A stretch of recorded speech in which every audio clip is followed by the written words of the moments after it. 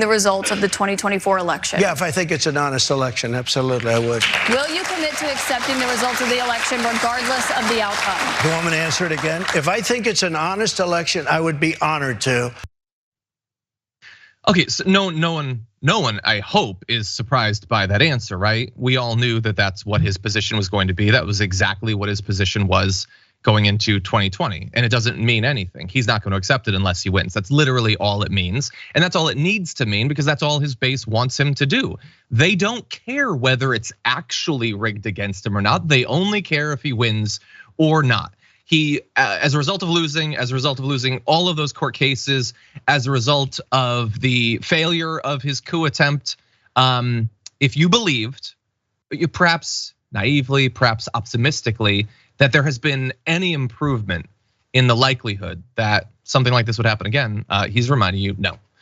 If he can steal the election, he will do it. And I don't mean by rigging the machines or whatever. I mean by literally storming the Capitol and murdering our politicians.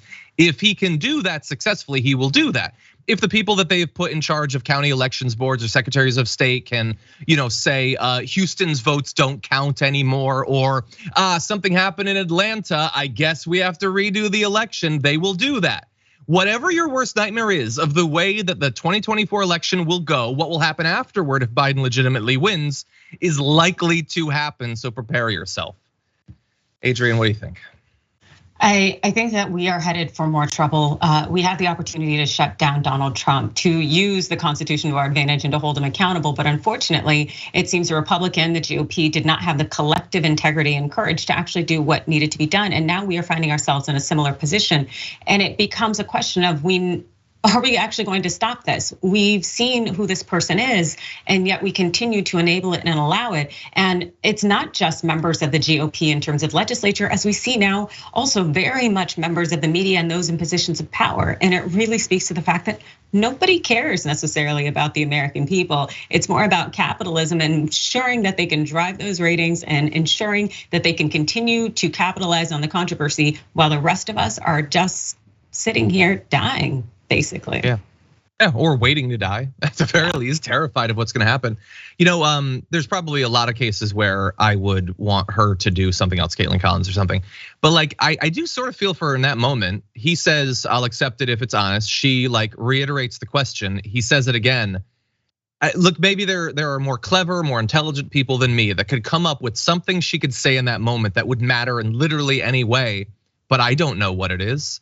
He's gonna say that because again, it isn't about him, it's about what he is allowed to do and whether there's any consequences for it from the only people that matter, which is his base.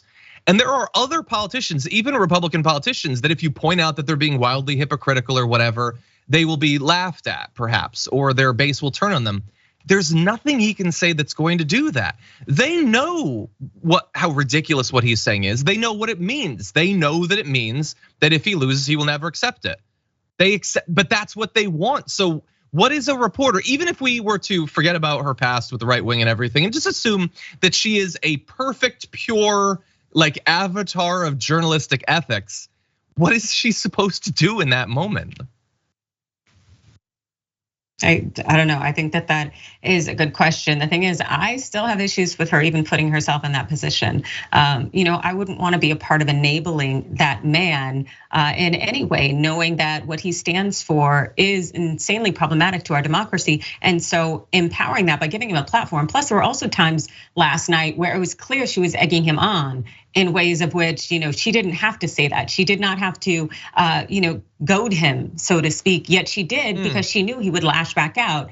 I think it was when they were having that tussle back and forth and she's like, well, that's why I asked the question or something like that. It's like, I think we've all dealt with toddlers at a certain point in time. You don't have to tit for tat with it. And she did. And I'm just like, that's completely and totally unnecessary. But she was able to get that "you're a nasty girl, a nasty woman" comment from it. And that's what they were looking for, those shocking moments, as opposed to actually holding leaders accountable and not giving them platforms when they are fascist.